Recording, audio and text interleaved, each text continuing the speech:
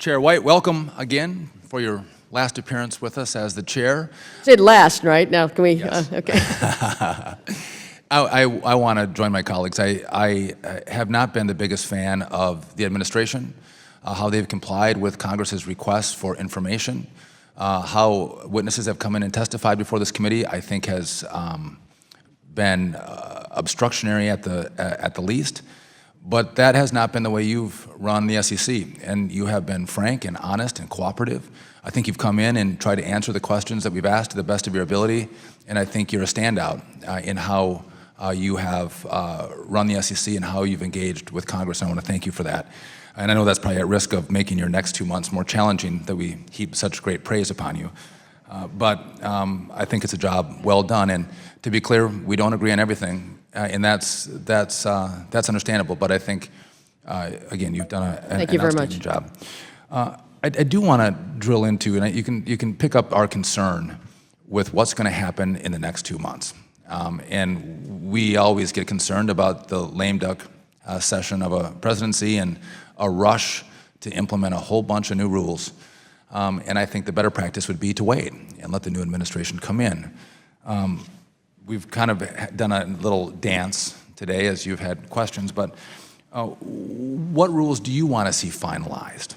So not this, but I'm talking about you personally. What do you want to see finalized in the next 2 months? Well, I think, again, I mentioned it earlier. I mean, we're not rushing, in my view, anything. So, I mean, as far as that's concerned, did set out the agenda, earlier in the year, and frankly, our agenda for the rest of, this year and into early January has been set, for some time. I think other than this afternoon, which has been sunshined and publicly noticed when we will be considering approving the final consolidated audit trail plan. I don't think we've publicly noticed the others that we've talked about internally in terms of scheduling. I mean, some that I have mentioned in terms of sort of year-end goals include the capital margin segregation rules under Title VII, something, by the way, that all of my commissioners have firmly supported prioritizing, my current commissioners and my prior commissioners and myself. So that's one that I've mentioned publicly.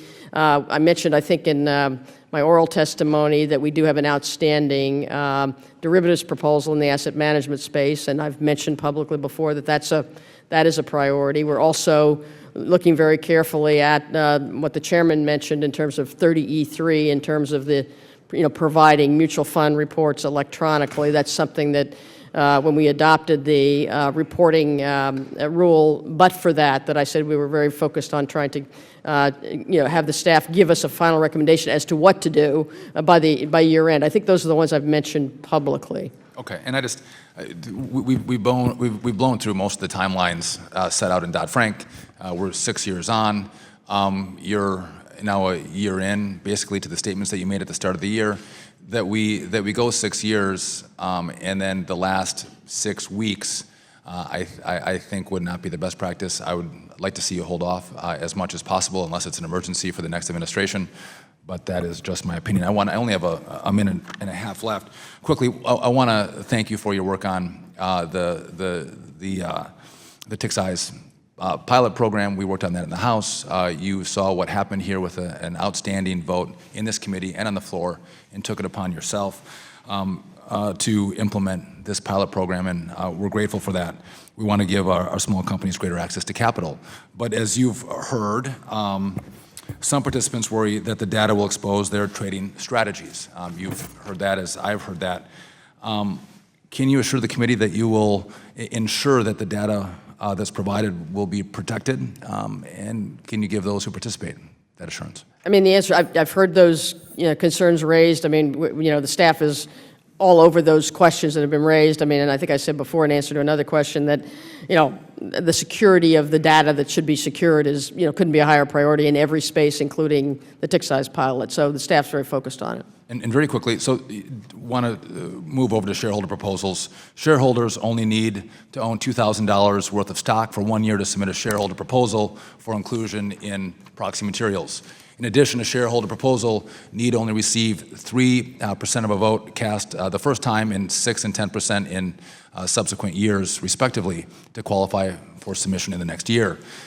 This hasn't been updated for 50 years. Do you have any thoughts on whether we should be updating these proxy submission rules? I certainly think, and again, I think everyone knows the sort of the press of our rulemaking agenda in the last 3 or 4 or 5, 6 years.